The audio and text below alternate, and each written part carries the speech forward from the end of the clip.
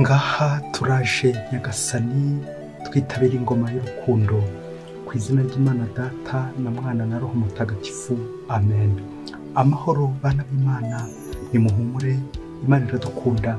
Je kutugera neza kuri uyu wa mbere cy'umwaka cya 2024 bisanzwe tariki 16 Nzeri 2024 ngo duhimbaza abatagatifu Korneli na Sipiriyani abahowe Imana.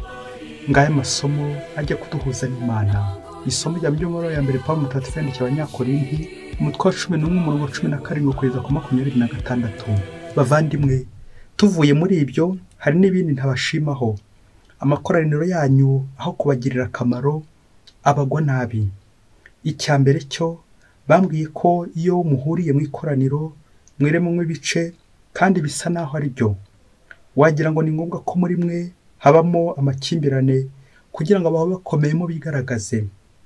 Igihe rero muteraniye hamwe timuhuzwa n'isangira rya Nyagasani, kuko buri wese amaranira kurya ibyo yizaniye, ku buryo umwe yishwa n'inzara undi yasinze. Mbese nta mazu mugira yo kuriramo no kunyweramo, cyangwa muza no gusuzugura imbaga y'Imana no gukoza isoni abatagira icyo bafite? Mwabwiye iki se? Mbashime se? Oya, muri ibyo simbashimye. Yewe rero dore ibyo nashyikirijwe na Nyagasani, bikaba ari byo nabagejejeho. Nyagasani yari butangwe yafashe umugati, amaze gushimira arahumanyura avuga ati, iki ni umubiri wanjye ubatangiwe, mujye mubikora namwe bibwibutso rwanjye. Barangije kurya n'inkongoro agenzereza cyo avuga ati, iyi ni inkongoro y'isezerano rishya rishingiye ku maraso yanjye, mujye mubikora namwe, kandi igihe cyose muyinywereyeho bibwibutso rwanjye. Kuko igihe cyose muri uyu mugati mukanywa no kuri iyi nkongoro mu mwamamaza urupfu rwa Nyagasani kugeza igihe azazira. Iryo ni ijambo ry'Imana. Zaburi ni ya 40. Turamamaza urupfu rwa Nyagasani kugeza igihe azazira. Ntiwifuje ibitambo cyangwa amaturo, ahubwo wanzibuye amatwi ngo numve. Ntiwigombye igitambo gitwikwa cyangwa cy'impongano, niyo mpamvu wavuze uti ngaha ndaje. Mu muzingo w'igitabo handitswemo icyo nshakaho. Mana yanjye niyemeje gukora ibigushimisha, maze amategeko yawe ajya mpora ku mutima. Namamaje ubutungane bwawe mu ikoraniro rigari, ibyo usanzwe ubizi Uhoraho. Sinigeze mbumva umunwa ngo nceceke. N'abagushakashaka bose nibahimbarwe bakwishimira. Abakunda umukiro wawe nibavuge ubudahwema bati, Uhoraho ni igihangange. Turamamaza urupfu rwa Nyagasani kugeza igihe azazira. Nyagasani Yesu nabane namwe. Amagambo mu Ivanjili ntagatifu uko yanditswe na Luka umutwe wa 7 umurongo wa 1 kugeza kwa 10. Muri icyo gihe Yesu amaze kubwira rubanda ayo magambo yose, arahaguruka ajya i Kafarinawumu. Hakaba umutware w'abasirikare wari urwaje umugaragu yakundaga yenda gupfa. Yumvise bavuga Yesu, amutumaho bamwe mu bakuru b'Abayahudi ngo bamwumwingingire aze gukiza umugaragu we. Bageze iruhande rwa Yesu bamwinginga bakomeje, baramubwira bati, uwo muntu akwiye ko wamutabara kuko akunda umuryango wacu kandi niwe twubakiye isengero. Nuko Yesu ajyana nabo. Agiye kugera hafi y'urugo, umutware w'abasirikare amutumaho inshuti ze ngo zimubwire ziti, Nyagasani, ikwirushya kuko ndakwiye ko wakwinjira mu nzu yanjye. Ni nacyo cyatumye ndatinyuka kugusanga, aho kuvuga ijambo rimwe gusa umugaragu wanjye arakira. Erega nubwo ndi umuntu utegekwa, nanjye mfite abasirikare ntegeka. Iyo ngiye umwe ntigenda, aragenda. Nabwira undi nti ngwino, akaza. Nabwira n'umugaragu wanjye ntikora iki, akagikora. Yesu yumvise amagambo aramutangarira cyane. Ahindukirira abantu bari bamukurikiye arababwira ati, ndababwira ukuri, no muri Isiraheli nta kwemera gukomeye nk'uku nigeze mpabona. Nuko abari batumwe bahindukiye basanga umugaragu yakize rwose. Iyo ni Ivanjili ntagatifu. Nuko abari batumwe basanga umugaragu yakize rwose. Bayoboke b'Imana nimugira amahoro. Aha tugeze ni kuri buri munsi. Uze kuva kuri buri munsi umerewe neza, ufite umutima mwiza, ufite umutima w'impuhwe, ufite umutima utabara. Uko watabara abandi. Amasomo araduha ishusho nziza y'umutware utwara abandi. Yamvuga igira iti, nanga abatware ariko bakantwara neza. Aya masomo araduha ishusho y'umubyeyi wita ku bana be. Aya masomo araduha ishusho y'umutware utwaye abashinzwe akabageza hehe ku Mana. Amasomo araduha ishusho y'abagaragu, abacakara, uko Imana yifuza ko twabafata. Aya masomo araduha urugero rw'abapatro bacu, abadushinzwe, uko badufata, uko dufata abo dushinzwe, uko twakira abo dushinzwe. Mu ngingo remezo tujye kuzirikana igira iti kwita kubo ushinzwe. Ese ushinzwe bande? Muri aya masomo turaza kubona urugero rwiza rw'umusirikare witaye kubo ashinzwe, ku mugaragu we, bigatuma wa mugaragu akira bitewe nande na shebuja wamwitayeho. Dusaba inema yo kwita ku bandi. Twumvise mu isomo rya mbere Pawulo mutagatifu anenga abanyakorinti uburyo batita ko bashinzwe, nuko bakiyemwa amacakubiri, umwe akarya ukwe undi akarya ukwe. Bazanye icyo kurya aho kugira ngo basangire, buri wese nyine ari gukora ku giti cye, buri wese ari kumaranira ikuzo rye. Nguko kudasangira ahubwo bagasandaza. Pawulo rero anenga uyu muco mubi wo kudasangira. Iri koraniro ririmo abakire ndetse n'abakene, iri koraniro ririmo abishoboye ndetse n'abadashobotse. Aho bose Pawulo arifuza kubaganisha ku kimenyetso cy'ubumwe ari we Yezu Kristo. Wa mubiri wa Kristo dusangira, ya maraso ya Kristo tunywera hamwe. Iyi Ukaristiya rero niyo Pawulo yifuza kuberekezaho, tugomba gusangira tukaba umwe.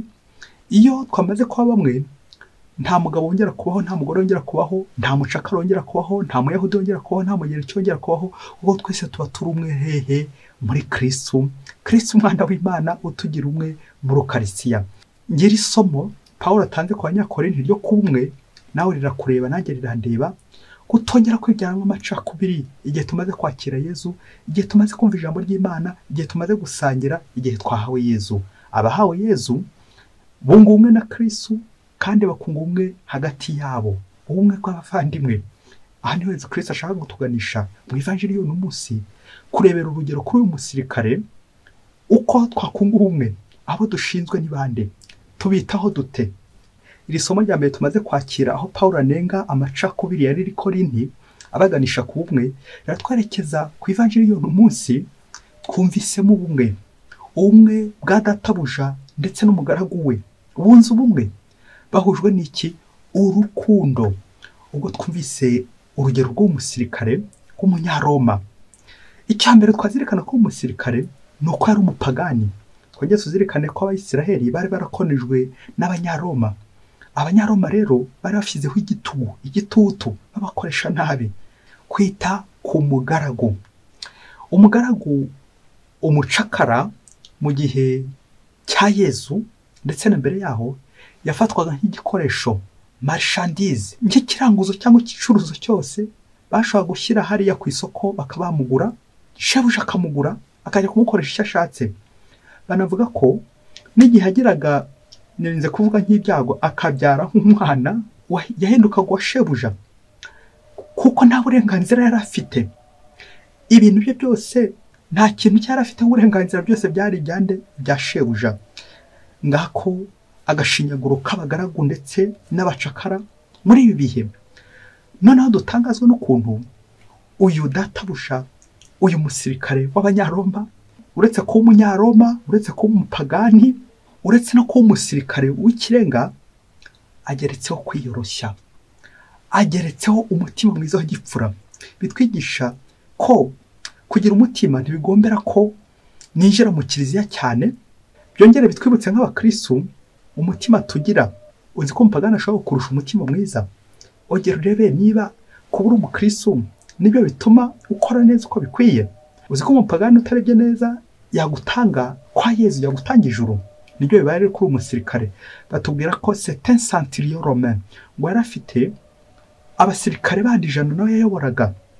Nuko uko twabyumvise ati jya ahangaha agahajya kora iki nawe akagikora, kuko nyine nawe yari umutegetsi. Ariko dutangazwa no kubona apfukama imbere ya Yezu, dutangazwa no kubona atuma.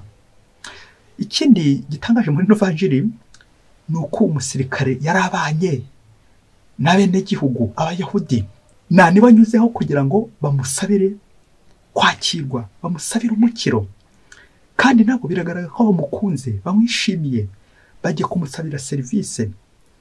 Rero iki ni ikimenyetso cy'umubano mwiza, cyo kwiyoroshya. Kubaho ni ukubana. None koko abonye serivisi nziza, arabikesha ibikorwa byiza yakoze, ariko nanone arabikesha impuhwe za Yezu. Yezu wa wundi waje kuduhuza, agahuza umucakara n'uwigenga, agahuza umuyahudi n'umugereki ndetse n'umunyaroma, kugira ngo atangaze ingoma y'Imana, ahuza abantu ngo kweza dushinzwe, ngo uyu muntu ushinzwe abandi kuvunikira abandi, gutabariza abandi. Akenshi uzasanga abapatro bacu, abadushinzwe, aho kugira ngo badutabare ahubwo baradutaba. Uyu musirikare arampa urugero rwiza rwo kwita ku nshinzwe, rwo kwita ku bari imbere yanjye, abakozi babandi nitabaja n'abajakazi, abo bose kubitaho, kuko twese tumwe muri Kristo. Tuzirikana uburyo yakundaga umukozi we, uburyo yakundaga umugaragu we, umucakara, kugeza n'ubwo yagiye kumutabariza kuko yararwaye. None Yezu ageze gute? Aramukijije. Natwe twongere turebe uburyo tujya dutakambira Yezu. Ese abo dushinzwe natwe tubatwara kwa Yezu, turabasabira. Ushinzwe bande? Basanga usabira abana bawe ubyara mu nda gusa, ugasabira abo mufitanye amasano, ariko ukaza kwibagirwa n'aba bandi mudafite n'icyo muhuriyeho, babacakara, abandi bari kure y'Imana. Abo bose twese dutegetswe kubasabira, dore ko tubashinzwe. Ushinzwe bande mubyeyi? Umusirikare yongere atwibutse umutima mwiza. Nubwo yari umupagani, ariko afite umutima. Icy'ingenzi, abenshi turabakristo, twakira Yezu, duhabwa Yezu, ariko natwe tujya tugira umutima wo kwiyoroshya, kugeza n'ubwo tujya gusabira bagenzi bacu, gutabariza bagenzi bacu, abarwayi, abashonje, abababaye, abadafite ubwishingizi bwo kwivuza, n'abandi benshi cyane bakeneye ubufasha bwacu. Ese wowe ufite amaguru n'amaboko abiri n'izindi mbaraga, aho nawe ujya utabariza abandi kugira ngo Yezu abagoboke. Erega Yezu ntabwo ari kivejuru. Yezu ashyira imbere umukene kugira ngo umubere umukire. Yezu ashyira imbere umukire kugira ngo twese tube magirirane. Umukene akenera umukire, n'umukire agakenera umukene. Wita gute kubo ushinzwe? Mubyeyi, ndagusaba, niba ukunda kugira emotion, ikiniga, shyira agatambaro ka hafi, kuko iyi nkuru ngiye gukubwira irababaje. Hari ubwo yaza gukuriza, hari ubwo waza kugera igihe ukarira, ariko ndagusanga ufate ka mushwari ka hafi, agatambaro, kugira ngo nukenera kurira uze no kwihanagura, ubundi ubuzima bukomeze. Umunsi umwe hirya kure cyane muri Afurika, ngo mu rugo rumwe rwari rukize cyane, ngo bakoraga muri minisiteri, umugabo n'umugore, bari abategetsi bakomeye, ndetse by'akarusho ari n'abakristo. Nuko igihe kiza kugera, umugore wo muri uru rugo aza kujya muri misiyo, mu butumwa bundi hanze, aho byamusaba kumara iminsi 10 atari mu rugo. Ubwo bakaba bafite umukozi, umuja, umuyaya w'umukobwa wakoraga amasuku yo mu rugo, akita ku byo mu rugo, akamenya urugo. Nuko nyirabuja ahindukiye avuye mu butumwa aho yari yagiye kure, arikanga, asanga wa mukobwa yaratangiye guciraguza. Abagore aho muri murabyumva, umugore uciraguza ndetse akajyana yumwe yarara, atangira guciraguza. Nyirabuja biramubabaza cyane. Ese koko atangira kubyibaza ko uyu mwana w'umukobwa atajya asohoka muri urugo, abaraha igihe cyose muri iki gipangu, bimeze bite ko uri guciraguza bikomeye? Nuko ngo igihe kiragera, aramwihugikana, amubaza amakuru yose, ibyabaye adahari. Aza kumubwira ko umunsi atarahari, nyine iminsi yamaze adahari, yajya gusasa uburiri bwe. Mu Kinyarwanda ababyeyi gusasa uburiri undi mubyeyi. Nuko akabusasa uko akabushashe, birangira abushashe kugera ku ndunduro. Ubwo wa mugore ararakara bikomeye cyane, uburyo umucakara umuja yagiye kumusasira uburiri kandi adahari. Arakara umugabo we bikomeye cyane. Nuko bigeze aho ngaho, yibaza ibibazo byinshi, ati nimushyira ku itangazo baraza kumwima akazi, mbe ndamusebeje. Ubu rero igikomeye, aho kugira ngo twisebye, nuko twagira igikorwa dukora ejo n'ejo bundi tutazaseba, kandi ari twe ntangarugero zari ziri muri aka gace, abategetsi bakomeye. Nuko afata icyemezo cyo guhata wa mukobwa inshinge ndetse n'ibinini kugira ngo ize kuvamo inki iyo ngiyo nyine. Nuko amaze kubimuhata yandayanga kuvamo, akomeza kwihatiriza yandayanga kuvamo. Afata umuba w'imiti awuhambira wa mukobwa wajya akomeza yinywe, ubundi amusezeramo aramasa, amwohereza iyo hirya kure kugira ngo atazabasebya. Uzi ko igihe cyaje kugera ya miti ngo ntiyagira icyo ifata, wa mukobwa aza kubyara. Wamaze kubyara ibyago biragwira mu babyeyi mwe, ngo aza kubyara umwana photocopy conforme à l'original, ngo umwana usa na nyir'urugo, usa na nyir'inzu, umwana usa na se. Wa mugore abyumvise akurikirana wa mwana, asanga ko basa n'umugabo we n'abana be. Igihe cyaje kugera afata icyemezo cyo kwinginga wa mukobwa ngo amuzane amumurerere, ariko hagati aho acunze uburyo azamurigisa kuko azabera ikimenyetso kibashinja. Nuko nyirabuja afata urugendo agiye gushaka wa mwana kugira ngo uwo mwana azajye mu bandi, hato atazabasebya, hatazagira umubona, akamenya ibyabaye. Na n'ubu aracyari mu rugendo agiye gushakashaka wa mwana. Niba ajya kumushakashaka nko kuriya Herodi yatumye ngo bajye kumubariza ibyo mwana ngo nawe azajye kumuramya, yibaze nanjye nibaze. Bayoboke b'Imana, Yesu Kristo akuzwe. Ndifuza gusoreza gutuntu dutatu tuza kugufasha nawe kwita ku rugo rwawe, wite ku bushinzwe, uko utabariza abo ushinzwe. Icyambere mubyeyi ngiye kukikubwira, n'umuntu uherutse kunkura umutima, yarampamagaye nigeze gukora umunsi mukuru mpimbaza imyaka nari mbaze mpawe ubupadiri. Nuko umuntu arampamagara, ngira ngo ni nka kado agiye kumpa, niko nari mbyiteze, maze arambwira ati mubyeyi ngiye kubikubwira, uwo muntu koko biragaragara ko yahamutse, nanjye yarampahamuye umunsi traumatize. Nuko arambwira ati padiri, reka nkubwire kuri uyu munsi wawe mukuru. Umva, nakuze nzi ko abasirikare ari abantu b'abagome, ari abantu b'abicanyi, ari abagome kabuhariwe, ariko naje gutungurwa nyuma. Ikindi cyantunguye, nakuze nzi ko abihaye Imana, abapadiri, abafurera, ababikira, abihaye Imana ari abantu beza b'abamarayika, ariko nyuma naje gutungurwa. None rero nuko ntangira kugira ikiniga no kurira, biratangira kuri uwo munsi wanjye mukuru.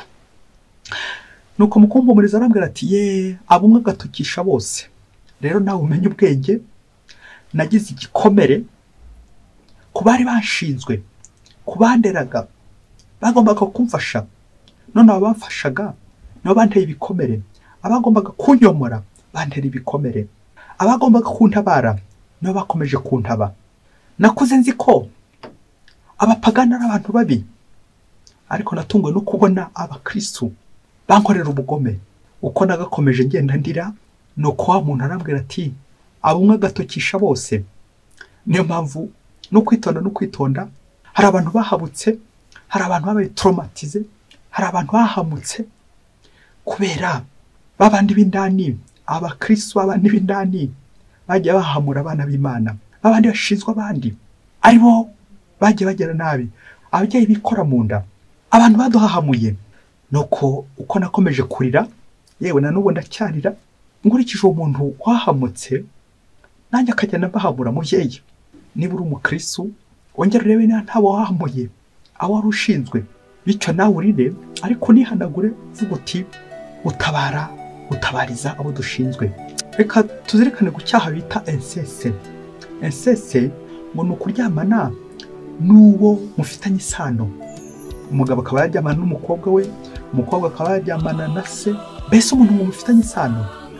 Ariko hari ubundi bwoko bwa inceste bwagiye bwihisha hafi aho ngaho. Uzi ko mubyeyi, aka kantu gaciye uturongo dutatu, uzi ko usibye umwana ubyara mu nda, abandi ushinzwe cyangwa abandi bana bawe nabo bose bageze mu rugo iwawe, ngo burya umuntu wese wageze mu rugo iwawe, yaje ari umukozi wawe, ari umucakara, burya ahinduka umwana wawe. Uwo nawe ugomba kumwita nk'umwana wawe.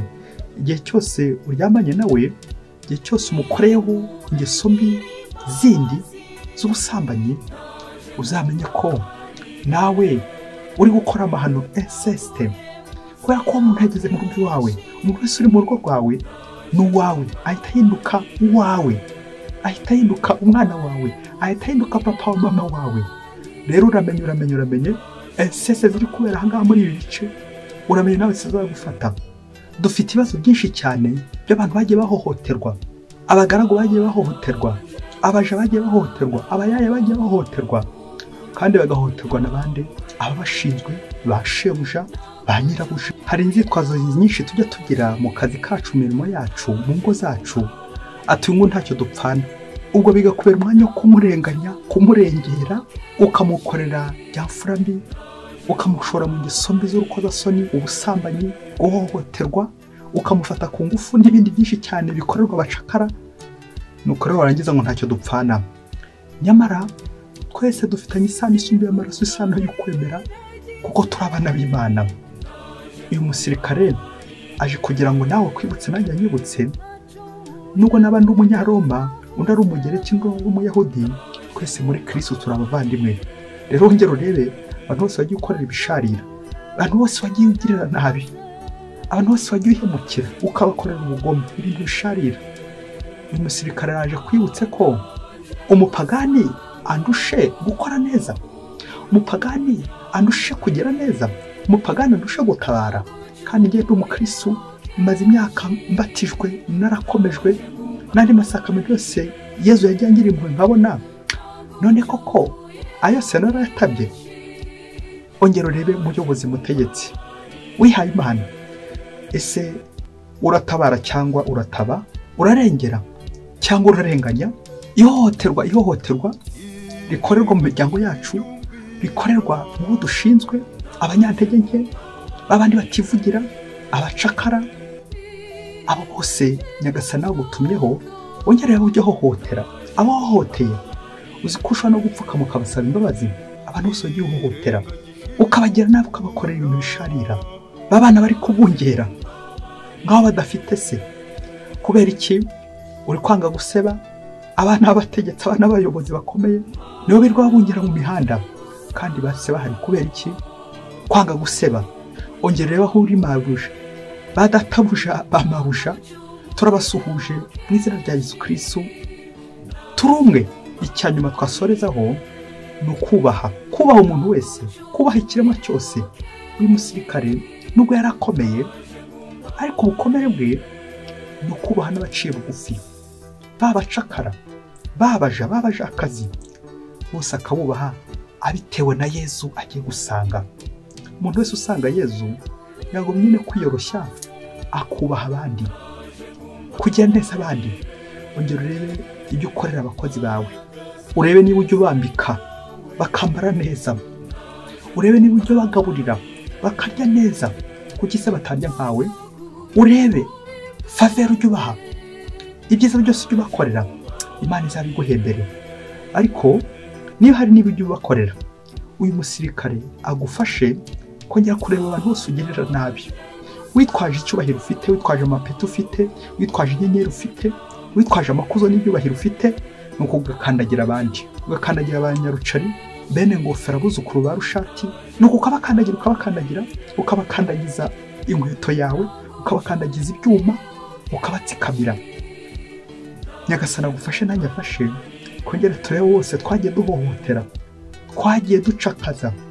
Uyu musirikare akubera urugero rwo kwita ku bushinzwe, araba muvukana, araba mufitanye isano y'amaraso, ndetse n'abandi mudahuje isano y'amaraso. Ya sano no muhuriyeho, twese duhuriyeho isano isumbuye y'amaraso, isano y'ukwemera ko twese turi abana b'Imana. Icyo kirahagije.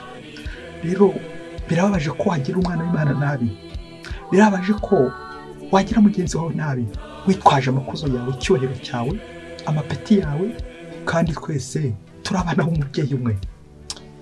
Iyaba abasirikare bumvaga n'umusirikare, iyaba abategetsi bumvaga n'umusirikare, iyaba abayobozi bakomeye bumvaga n'umusirikare, abihaye Imana bakumva n'umusirikare, umuntu ushinzwe abana kumva n'umusirikare, umubyeyi ushinzwe ubwo kumva n'umusirikare kugira ngo najye wita ku bandi ashinzwe. Umuyobozi ushinzwe abandi ni bande udashinzwe? Umuyobozi nuyobora abantu akabayobora ku Mana. Dusaba inema yo kwita ku bo dushinzwe. Colonel na Sipiriyani mudusabire buri munsi. Mwese Imana ibahe umugisha. Imana Data na Mwana na Roho Mutagatifu. Amen. Padiri Masumbuko Ladislas wa Diyosezi ya Cyangugu.